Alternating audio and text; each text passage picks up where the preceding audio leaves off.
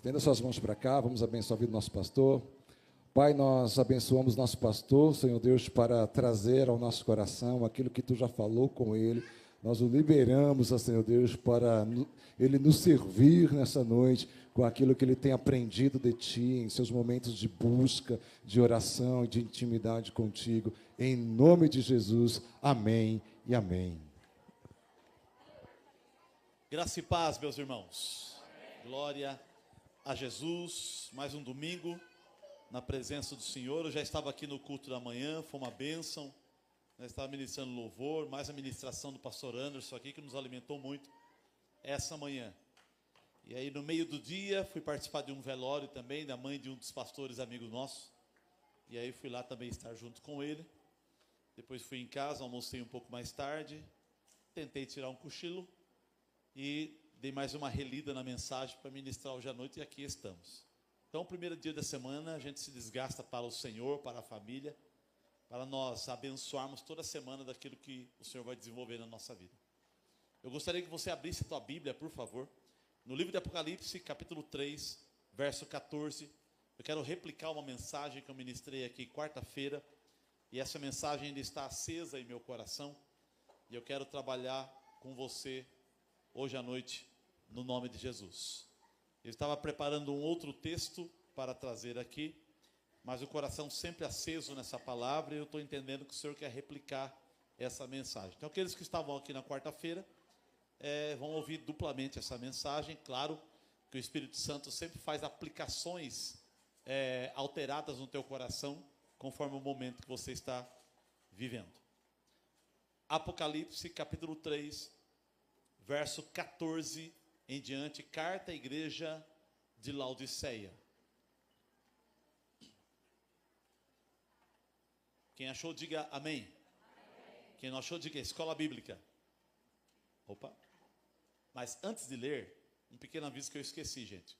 Quinta-feira agora, dia 28, a cantora Lucely Uchoa vai estar gravando 4 faixas musicais, dos seus clipes, e quem quiser estar presente aqui e participar, fique à vontade, está aberto para quem quiser vir, tá bom? Quinta-feira. Apocalipse 3,14 diz assim o texto na minha tradução.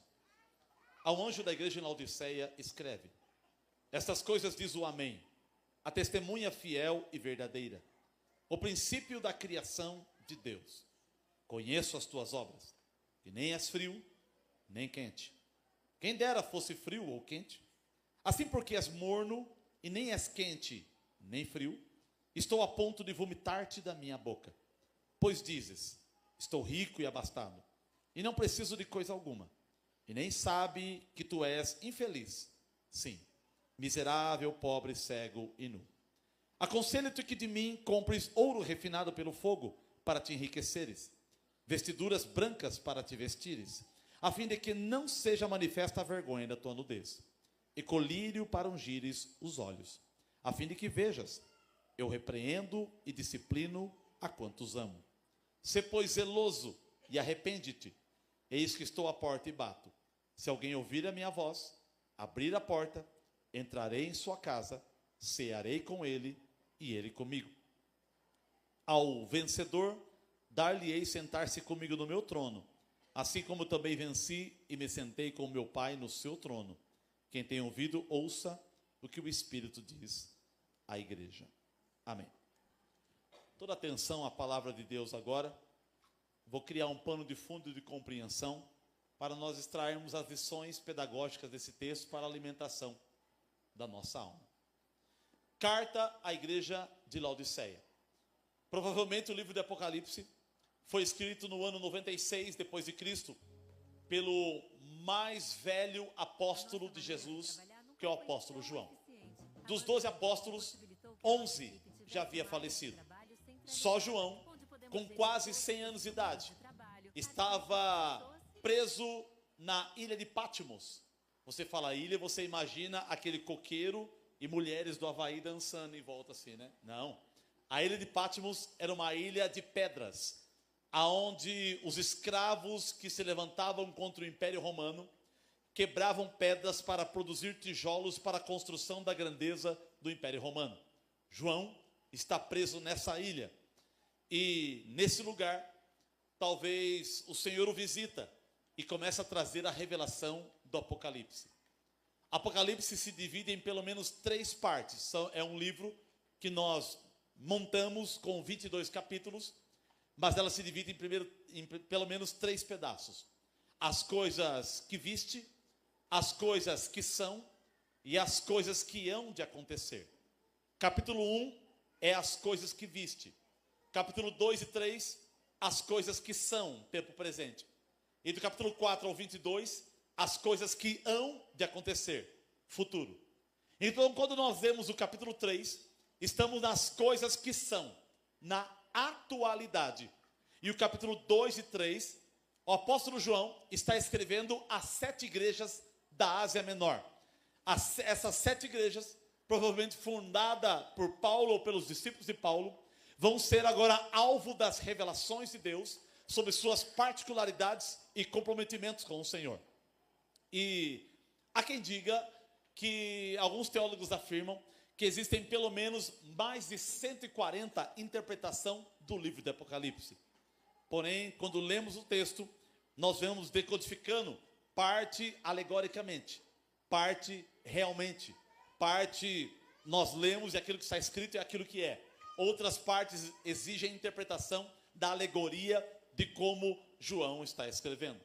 E quando chegamos aqui no capítulo 3, verso 14, nós falamos da carta à igreja de Laodiceia, embora há quem diga, alguns teólogos afirmam, que as 7 igrejas da Ásia representam 7 tempos da igreja durante o período da graça, desde a igreja do primeiro século, dos dias de Cristo, até os dias de hoje, finalizando com o arrebatamento da igreja.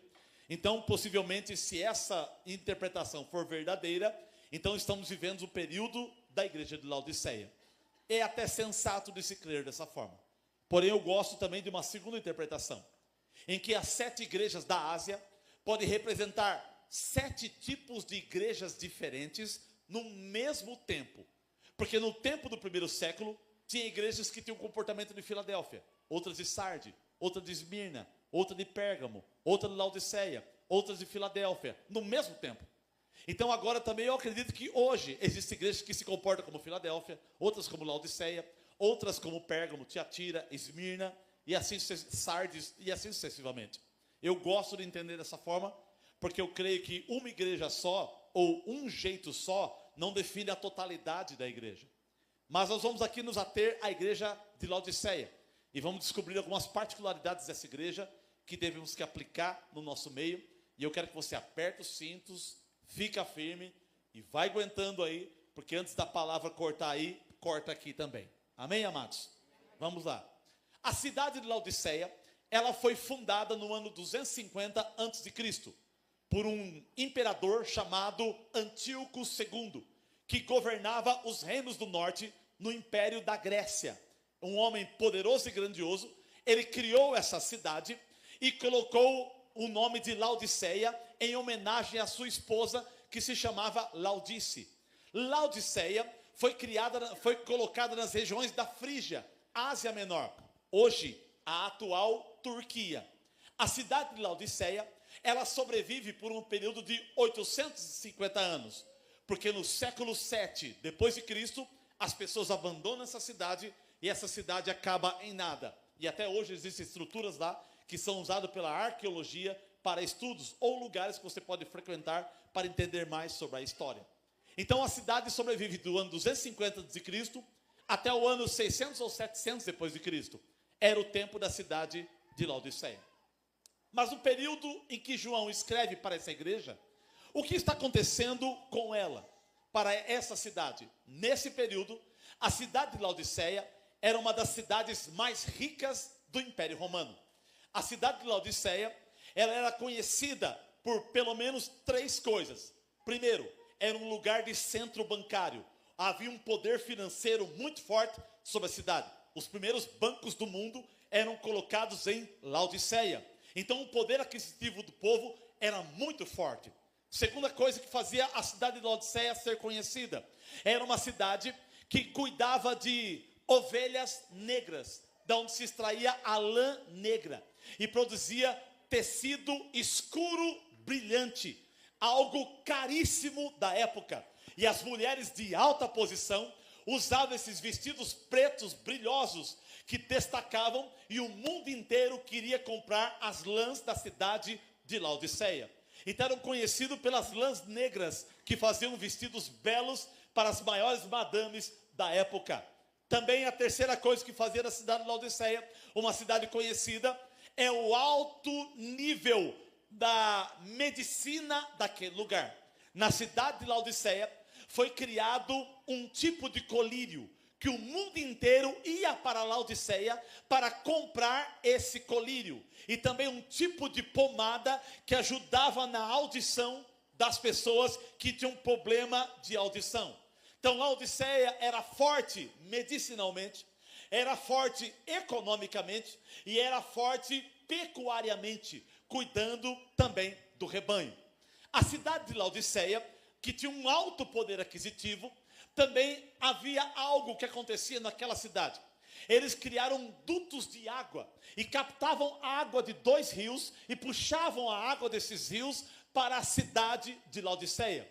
Porque em volta de Laodiceia existiam 2 cidades importantes que saíam rios de dentro dela. A primeira era a cidade de Colossos. Colossos era conhecida porque as águas que nasciam em Colossos eram águas frias, quase congeladas.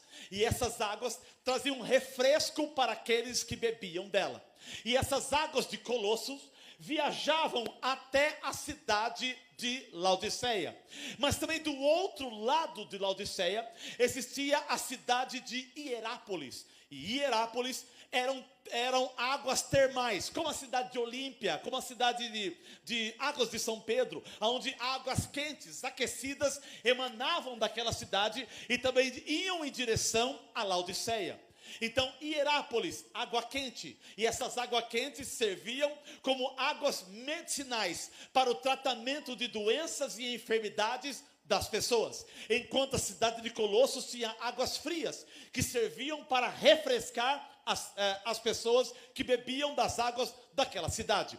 Mas quando essas águas iam viajando até a cidade de Laodiceia, essas águas, elas se juntavam nesses arquedutos criados por Laodiceia. Só que a água fria com a água quente se juntando nos arquedutos de Laodiceia, essas águas se tornavam águas mornas. E pelo alto teor de carbonato e de cálcio, as pessoas, quando bebiam essas águas, elas tinham ânsia de vômito. Então eram águas que não eram muito boas para se beber. Tinha que colher essas águas, deixá-las decantando, esfriando ou sendo fervidas, dependendo da utilização dela ali no povo, no meio de Laodiceia. Laodiceia foi atingida por um terremoto no ano 60 depois de Cristo. A cidade inteira foi destruída por esse terremoto.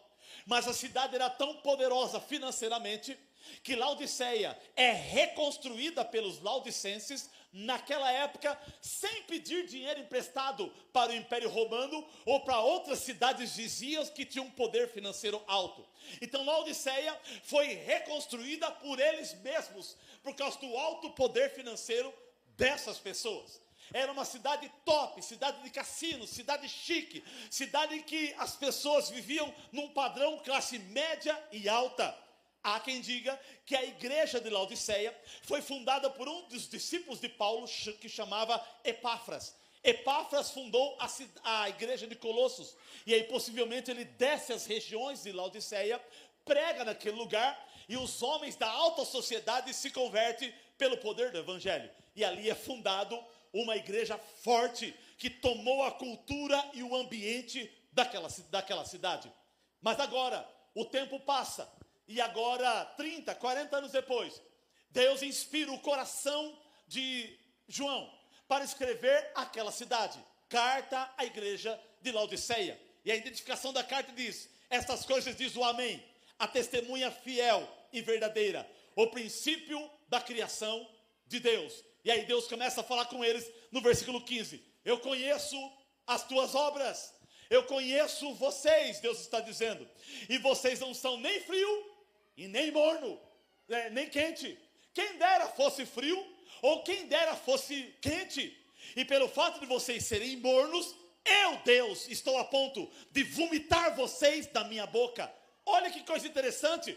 Deus está usando o contexto geográfico da cidade para trazer uma verdade espiritual para aquele povo. Deus queria que a igreja de Laodiceia fosse uma igreja quente para curar as pessoas ou fria para refrescar as pessoas. Mas eles não eram nem quente e nem frio. Eles eram mornos, eles eram indecisos, eles eram de dupla personalidade, eles eram bipolar espiritualmente. Eles não sabiam se queriam o mundo ou Deus, se queria o céu ou o inferno, se queria o pecado ou a vida santa. Eles titubeavam entre dois pensamentos e tinham dificuldades para definir a caminhada de vida cristã. E Deus agora inspira o coração de João para falar com esta igreja uma verdade que precisava ser revelada ao coração deles. Vocês não são frio, vocês não refrescam as pessoas, e vocês não são quentes, vocês não curam as pessoas, e vocês são mornos, e pelo fato de vocês serem mornos, eu, Deus,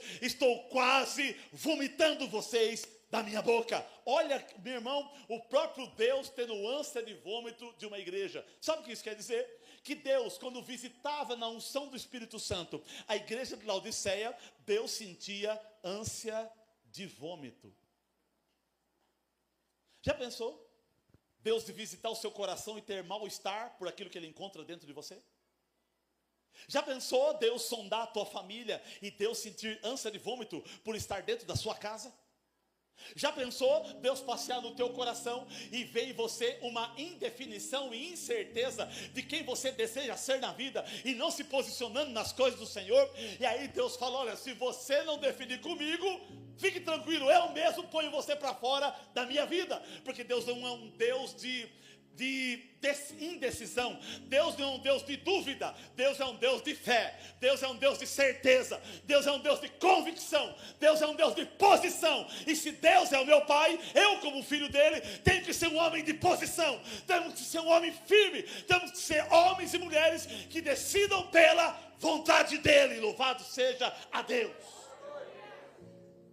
Deus agora está usando a geografia dessa cidade para revelar uma verdade espiritual. Vocês são mornos.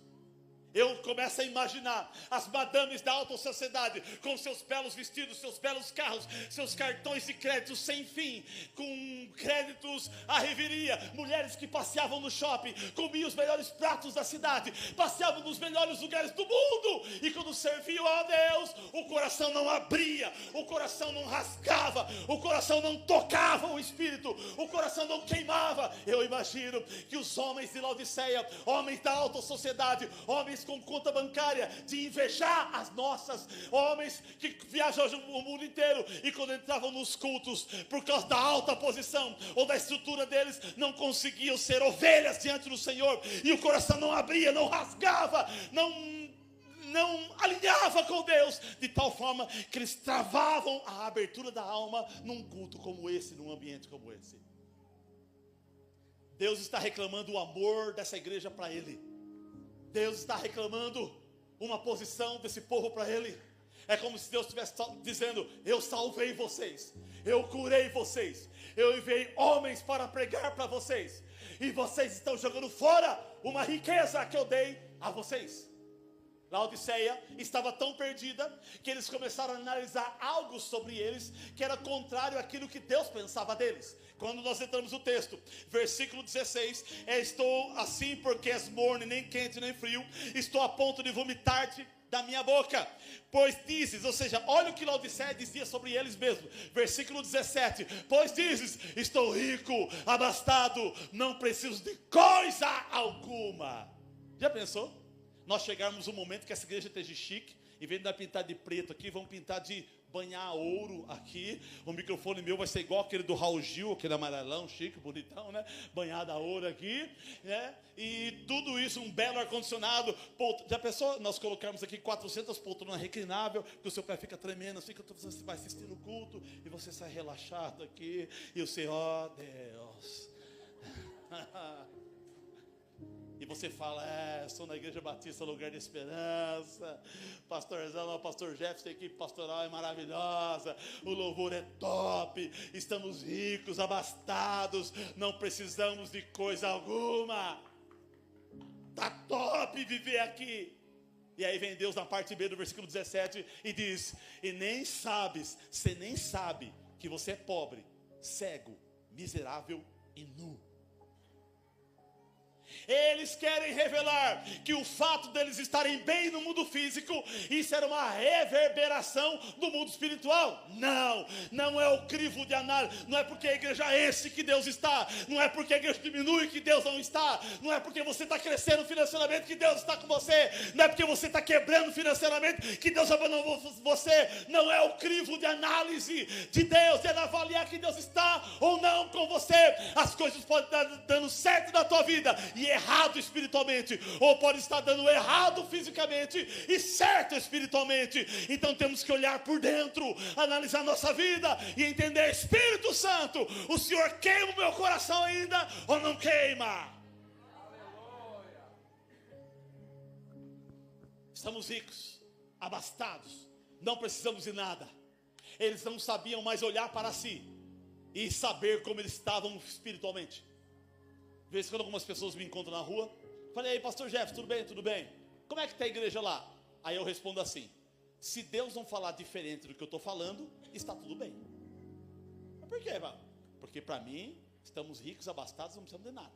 E de repente Deus pode falar, se você é pobre, cego, miserável, nu.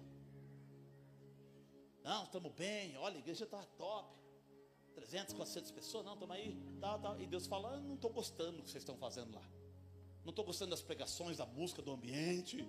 Não estou gostando da cor. Não estou gostando do coração das pessoas. Não sei. Deus está reclamando que o coração dos Laodicenses voltasse para Ele. Não analise Deus estar ou não contigo pelo fato de você estar dando certo na vida. É claro que Deus pode fazer as coisas darem certo na tua vida e vai fazer. Mas não é o crivo total e geral de análise de que Ele está na sua vida. Tem pessoas que quando começou a servir a Deus empobreceu. Tem pessoas que começou a servir a Deus e enriqueceu. Tem pessoas que começou a servir a Deus e a vida delas pioraram. Tem pessoas que começou a servir a Deus e a vida melhorou. Depende. Tem pessoas que Deus tira alguma coisa para fidelizá-la no reino. Tem pessoas que Deus coloca coisas para fidelizá-la no reino. E tem pessoas que Deus nem mexe muito na vida dela, ela já se enfinca no reino.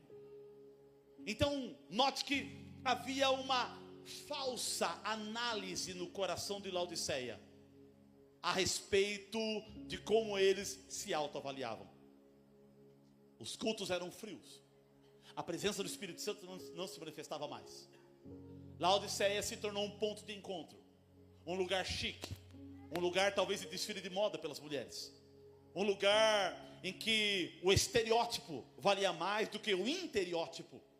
Um lugar onde o ajuntamento holográfico era muito mais belo do que a espiritualidade do lugar. Irmãos, eu cheguei a entrar em igrejas de 3.000 pessoas e não senti nada. É um lugar legal, não gostei da estrutura do som, gostei disso, não, legal, legal, não, mexeu com o meu sentimento, não, fui tocado na emoção. Ghost toca na sua emoção. A história de Romeu e Julieta toca na sua emoção. Pastor, você tocar na emoção, vai no cinema, nem tem mais, puxa Netflix, não sei se existe, o filme Titanic, você vai chorar. Jack. Pronto. Não é o toque na emoção que mostra também que Deus está com você. Estamos ricos, abastados, a igreja está top, não precisamos de nada. E Deus abre a boca e fala, vocês são pobres, vocês são cegos, vocês são miseráveis, vocês estão, desculpa a palavra, pelados na minha presença. A vergonha de vocês está exposta diante de mim. A maldade de vocês aos meus olhos, eu vejo tudo. Eu estou vendo todo mundo aqui bonito. Gente, eu estou olhando a cara de vocês, parece assim a Igreja dos Anjos. Vamos mudar o nome? IBA, Igreja Batista dos Anjos. Dá uma olhada para a cara do irmão que está do teu lado aí. Não tem cara de anjo? Tem anjo de barba, anjo negão, anjo de óculos, anjo sem óculos, anjo gordo, anjo magro. Tem anjo de todo jeito aí.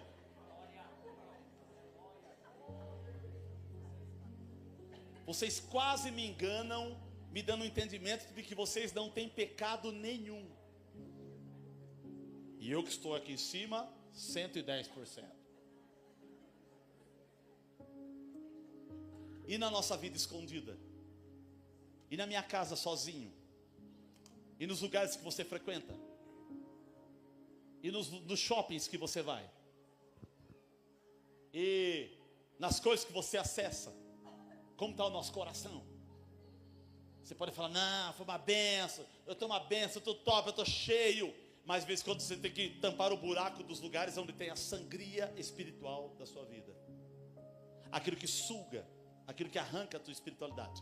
Aquilo que atrapalha você de orar, de jejuar, de ler a palavra, de meditar na palavra, de buscar e ter comunhão com os seus irmãos. Aquilo que fica lutando para gelar e congelar o seu coração. É a mornidão tentando nos pegar. Hoje, eu acho que nós vivemos esse tempo de Laodiceia. Se a primeira interpretação do texto que eu falei teologicamente, se Laodiceia representar a igreja dos últimos dias, parabéns, você faz parte da igreja de Laodiceia. Talvez você não é igual nesse comportamento, mas estamos no mesmo pacote. Como as igrejas têm prosperado, como as igrejas têm crescido, como as igrejas têm bombado. Lembra antigamente, os mais antigos aqui, nós servimos a Deus em igreja de pau a pique. A primeira igreja que eu congreguei lá no fundo do panorama, eu sentado não tinha encosto, tinha que assim, ficar sentado assim, ó, e assistir o culto. E aí eu fazia assim, é isso aí, mais um pouco. Você dava graças a Deus quando alguém mandava a igreja ficar de pé. Fica em pé para orar. Aí você esticava um pouco assim, né? Daqui a pouco você ficava cansado, aí você ia no banheiro 2, 3 vezes para você esticar um pouco.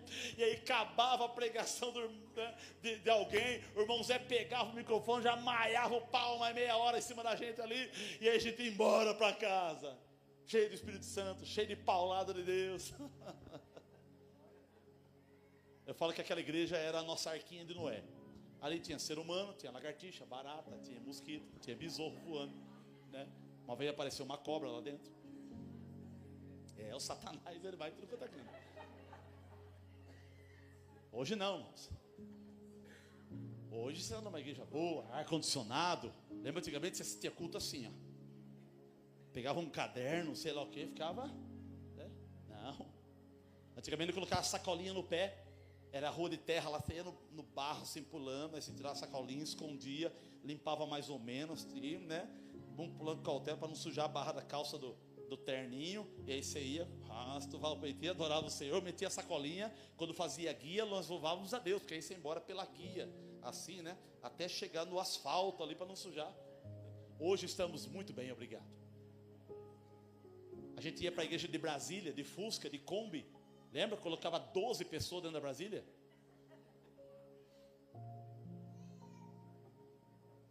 Você lembra assim? Desentortava o terninho e ia louvar a Deus. Hoje estamos muito bem. Crescemos, prosperamos, expandimos. Estamos ocupando altos escalões da sociedade. Ótimo, bênção. Mas a pergunta é, como está o nosso coração? Amamos Ele ainda? Valorizamos o que Ele fez? Precisamos parar para pensar sobre isso. Pode acontecer de eu estreitar um pouco mais a palavra e você nunca entrar nesse lugar, porque eu vou tocar na sua ferida. Pode acontecer de eu mexer no seu pecado e você falar, não gostei, o cara fica me falando, fica julgando a gente, e você procura uma igreja, onde tem um belo pastor, com um óculos legal, que põe uma cadeirinha, senta e fala, você é os ciúmes de Deus. Deixa quieto. Essa conversa para depois. Eu poderia pegar, é só vitória, é só vitória, é só vitória, é só vitória, é só... E as derrotas que nós vivemos? E as tristezas, e os lutos, e os abatimentos? Não faz parte do pacote? Nessa vida, há tempo de sorrir, tempo de chorar, tempo de guerra, tempo de paz, tempo de abraçar, tempo de afastar, de abraçar, tempo de ajuntar pedra, tempo de espalhar pedra, tempo de costurar, tempo de rasgar, tempo de nascer, tempo de morrer, a todo tempo. Mas em todo tempo, tempo bom, tempo ruim, Deus está conosco a todo tempo, e eu estou com Ele a todo tempo. Louvado seja a Deus que habita nesse lugar, nesse ambiente, no meu coração e no seu. Estamos ricos, abastados, não precisamos de nada. E Deus quer trazê-los de volta, machucando e revelando a verdade. Vocês são pobre, cego, miserável e nu. E aí Deus fala, eu vou dar um conselho para vocês. Versículo 18. Aconselho-te que de mim compres ouro puro refinado pelo fogo, para te enriqueceres, vestiduras brancas para te vestires, a fim de que não seja manifesta a tua vergonha, e colírio para ungir os olhos, a fim de que veja. Note que Deus está usando 3 coisas características de Laodiceia para plantar uma verdade. Eu quero que vocês comprem ouro puro refinado pelo fogo. Comprar ouro puro? Mas a minha conta bancária está cheia de ouro. Eu tenho baús de ouro em casa. Por que eu preciso comprar ouro puro? Ele está falando espiritualmente. Vocês têm que comprar também vestiduras brancas. Não, eu já tenho os vestidos negros, das lãs negras, que é alto padrão em Laodiceia. E Deus fala, eu quero que vocês sejam brancos espiritualmente. Não tem problema usar vestido preto, ô viúva, mas o que quero é que você vista vestidos brancos espiritualmente.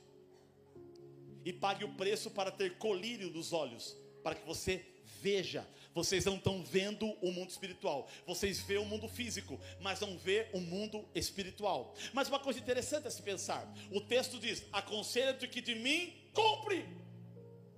Comprar? A salvação é de graça.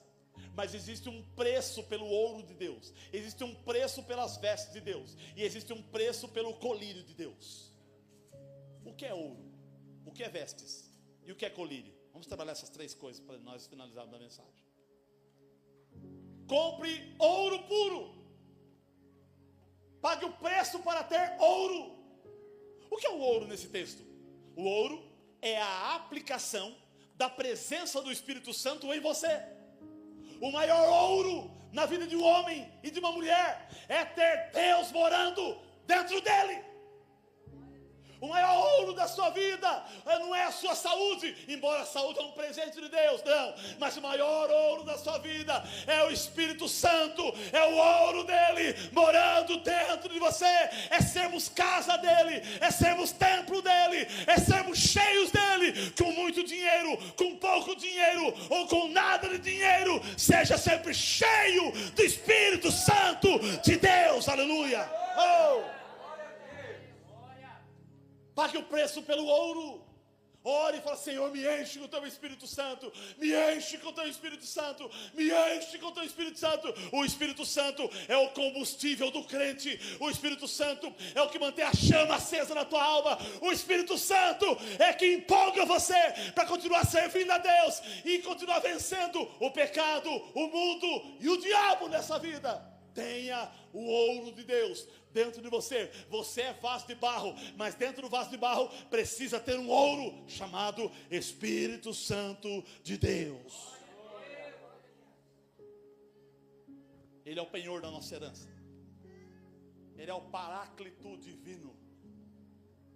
Ele é o consolador. Ele é aquele que me sustenta. Ele é aquele que me ajuda a matar as minhas velhas naturezas para viver a nova. Atos 1:8 diz: e recebereis sobre vós ao descer o Espírito Santo, e sereis minhas testemunhas. E o que é testemunha? Do grego mártir. Ou seja, o Espírito vai descer em você e você vai ser um mártir. Você vai morrer pela minha causa. Então o Espírito Santo entra em mim para me ajudar a me matar, porque me matando, a vida dele entra em mim. Quanto mais você mata o seu ego, seu orgulho, seu eu, sua soberba, sua arrogância, seu nariz empinado, mais o Senhor vai tomando conta do seu coração. Deus não habita em coração orgulhoso, Deus habita em coração humilde. Deus não tem nada com o orgulhoso, porque o orgulho revela quem o diabo é, e a humildade revela quem Cristo é. Mateus 11:28 vai dizer: vinde a mim, todos vós que estáis cansados e sobrecarregados, e eu vos aliviarei. Tomai sobre vós o meu jugo e aprendei de mim, que sou manso e humilde de coração, e acharei descanso para as vossas almas. Ele é humilde de coração, ele é manso, ele tem paciência com a gente. Então eu posso me colocar na presença dele e começar a ter paciência com você também, orelha. Então Então olhe para a pessoa que está ao teu lado e diga assim para ela, fala, ei, irmão, Deus tem paciência comigo. E eu vou ter paciência com você também. Os maridos que ouviram isso da esposa, dá glória a Deus.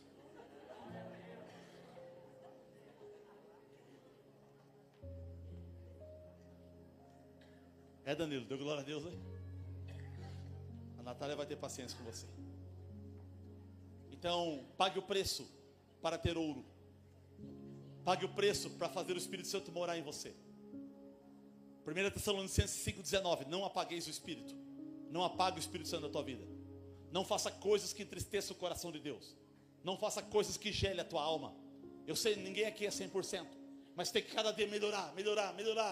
Fala, Senhor, Espírito Santo, tira de mim esse pecado. Espírito Santo, me ajuda a vencer isso. Espírito Santo, me ajuda a tirar aquilo.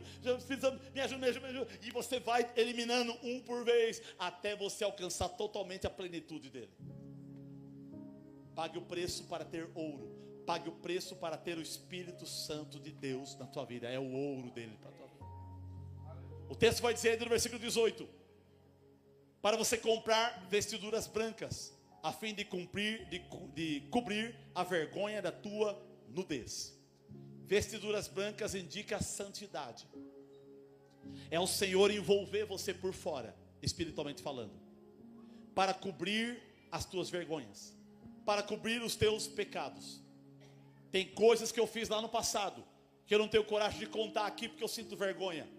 Mas também eu sinto paz, e sei que aquilo eu não pratico mais, porque o vestido dele me cobriu. E a vergonha dele a vergonha minha não tem mais força no mundo. E quando alguém pergunta, você fazia aquilo,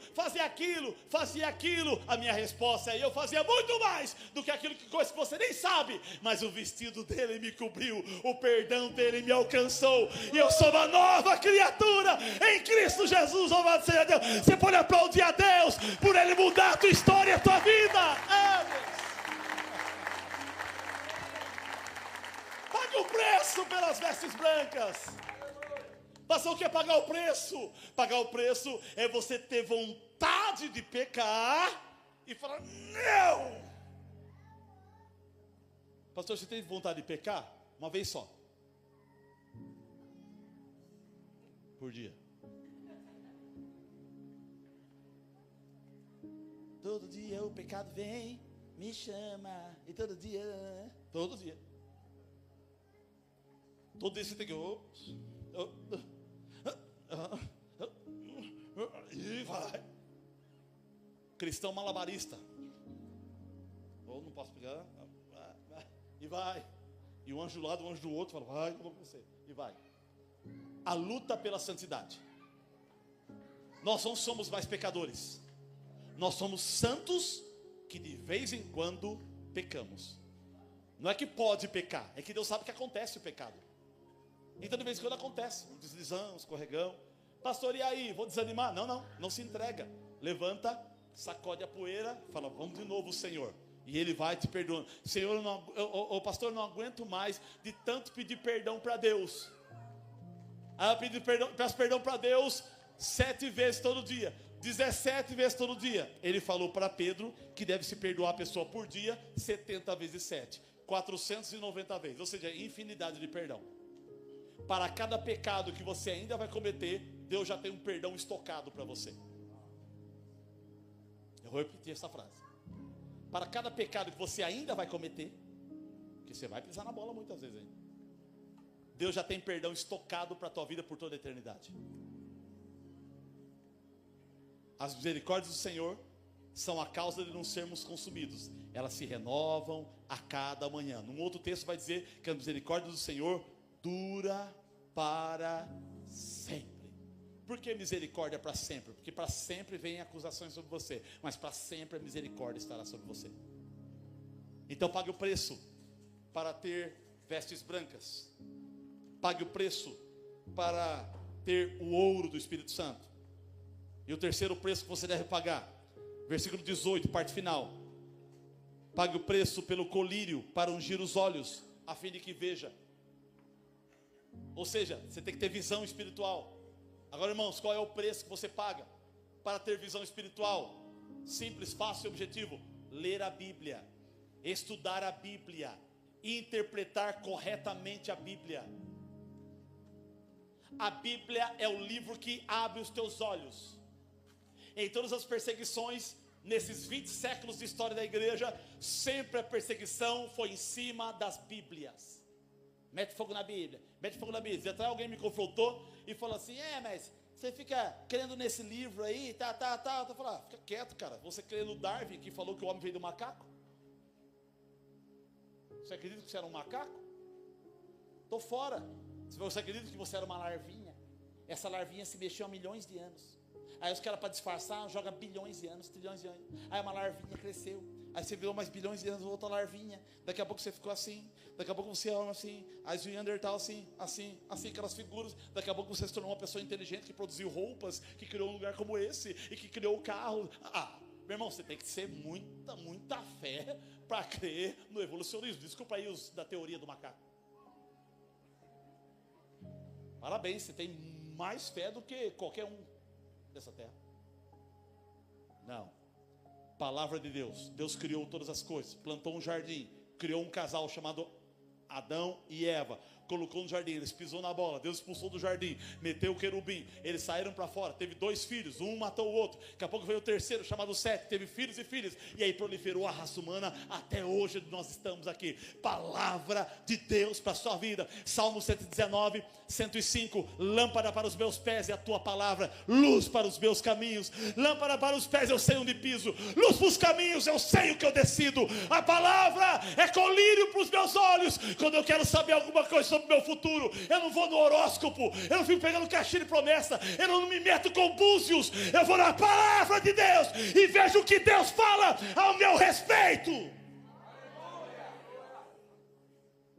Me desculpa aí os gêmeos, os touros, os sagitários, me desculpa aí, queridão. Os que ficam olhando para as estrelas, esperando o cometa passar, para você fazer 3 pedidos. Me desculpa aí aqueles que acreditam no gênio da lâmpada, que você esfrega, ele sai e fala: você tem direito a 3 pedidos. Não. A minha vida é pautada pela palavra de Deus. É por esse livro que eu administro o meu casamento. É por esse livro que eu educo os meus filhos. É por esse livro que eu administro o meu dinheiro. É por esse livro que eu alimento as minhas ovelhas. É por esse livro que eu busco consolo e conforto. É por esse livro que Deus ecoa a sua voz no meu coração. Esse livro é o colírio dos meus olhos, que me dá norte e rumo e constrói minha convicção que nunca mais irão mudar na minha alma. Pastor, quem lê a Bíblia fica louco? Fica. Bem-vindo. Louco por ele? Não pode ficar louco. Se você não for louco por ele, você é louco por outra coisa. Você é louco por algum santo, ou é louco por droga, ou é louco por cachaça, ou é louco por sexo, ou é louco por rolê, ou é louco por viagem, ou é louco por carro, ou é louco por dinheiro. Se você não é louco por Deus, você é louco por alguma outra coisa que você nem sabe nem entendeu ainda. Então, já que louco por ele. Porque aquilo que ele fez pela minha vida, ele foi louco de morrer por mim. Agora é a minha vez de ser louco, de caminhar por ele, gritar o nome dele em todo lugar, no pisar na planta dos meus pés. E você também vai ser assim no nome de Jesus. Pague o preço para ter colírio dos olhos e enxergar as coisas de Deus na tua vida. Pague o preço para ter o Espírito Santo em você. Pague o preço para ser santo. E pague o preço para você ter visão de Deus, estudando a palavra. Esse dia atrás já falei para vocês, vou repetir. Eu falei: quer ver? Eu vou pegar o diabo eu criei uma armadilha para o diabo. Falei: o diabo vai cair. Pensando. Peguei a Bíblia, comecei a ler e deixei o celular do lado. Comecei a ler a Bíblia.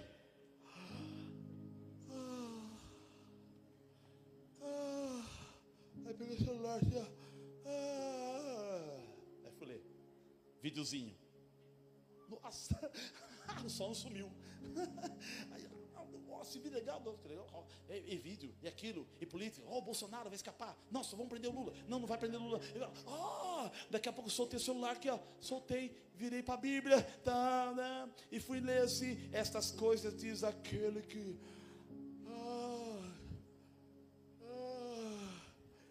Aí eu peguei o celular, Instagram, WhatsApp, Facebook, entendeu? Aí depois eu parei e falei: demônio do sono, capeta que está colocando sono em mim, eu te repreendo em nome de Jesus. E aí, li a Bíblia. E quando eu expulsei ele, foi embora. E comecei a ler a Bíblia. E aí começou a vir convicção nas leituras bíblicas. Existe um demônio que não quer deixar você entender a Bíblia.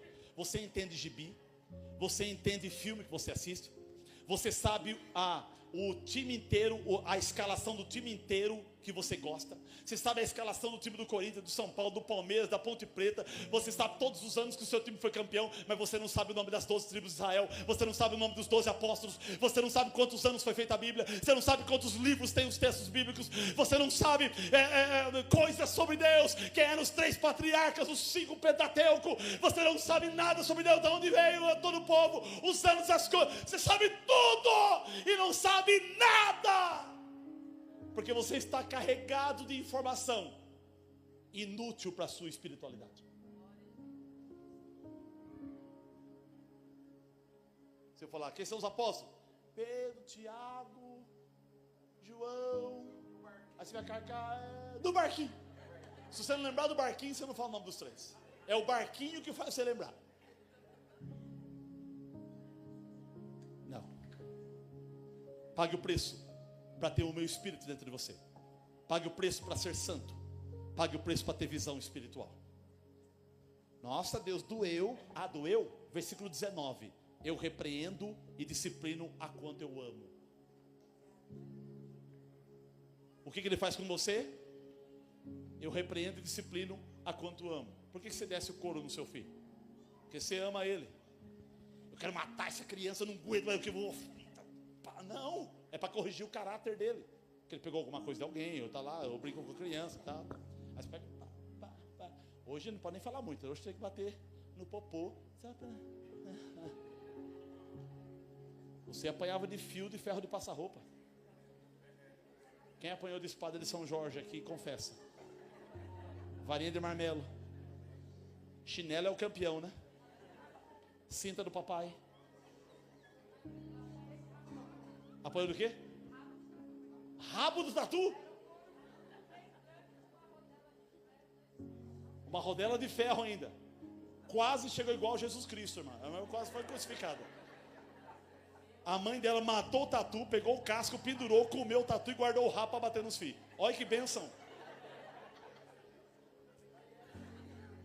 Na época nós choramos, hoje dá risada, né? Foi bem para o nosso caráter, né? Tá aí a boa moça aqui na igreja servindo ao Senhor. Primeira vez aqui na igreja, vamos aplaudir Jesus pela vida dela. Obrigado.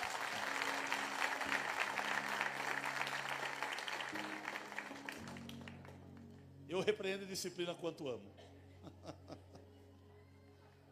Continuando 19. Sê, pois, zeloso e arrepende-te.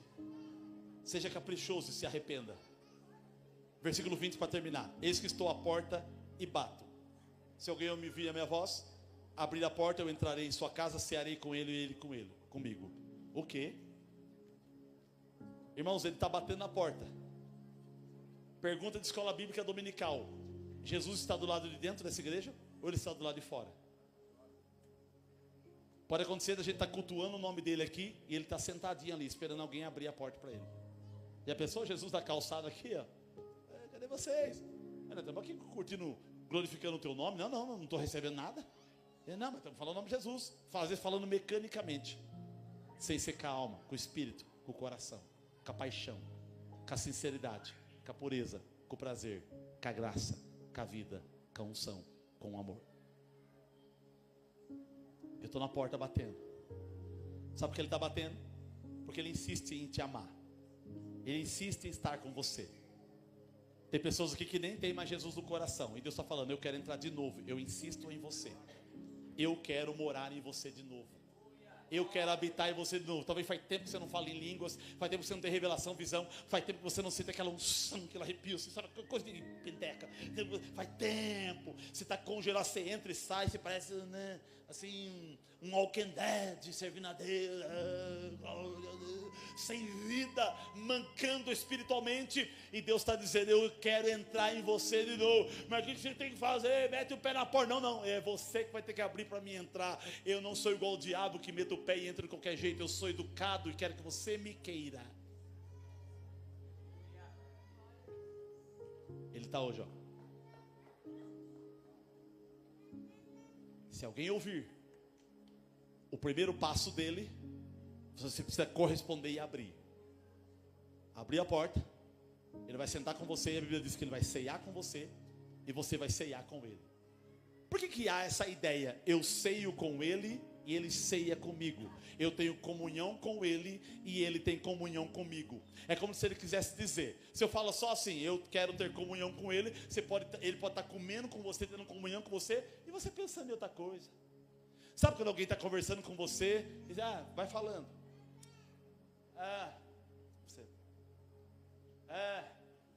A pessoa está com você, mas você não está com ela. Ele está com você, mas você não está com ela. Agora o texto vai dizer que eu vou ceiar com ele, e ele vai ceiar comigo.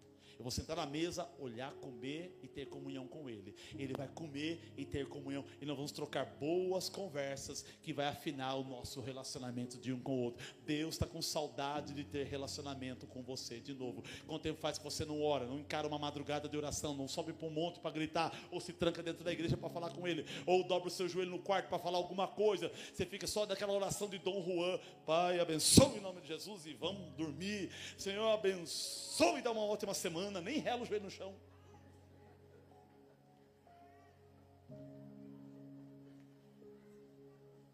Está dando risada aí, Divan? Você não rela o joelho no chão, né? Ou não, pastor, eu relo. Eu coloco aquela almofadinha de jogar vôlei, né? Pá, nem sacrifício dá. Não. Deus quer ter comunhão com você e comigo. Deus quer melhorar. Não tem problema ter as riquezas de Laodiceia. O que importa é se ele está dentro desse lugar. O que eu quero dizer, eu quero que você cresça financeiramente, que você pulando de carro. Já pensou esse estacionamento nosso cheio de Porsche? Quem pega a visão aí? Um é meu. De quem é os outros? Pastor Jeff de Porsche. Já pensou de Porsche fazendo visita? Aquela Bíblia banhada a ouro. Onde está o capeta? Vou nem tocar porque eu não quero sujar minhas mãos. Satanás. Sabe? Mas se você morar no sítio, eu guardo o Porsche, pego a Land Rover e vamos lá para o sítio. A Land Rover. Não tem problema. Ninguém aqui é contra a riqueza. Pastor, dinheiro não traz felicidade. Não? Pega o seu, dá para mim e vai ser feliz, queridão.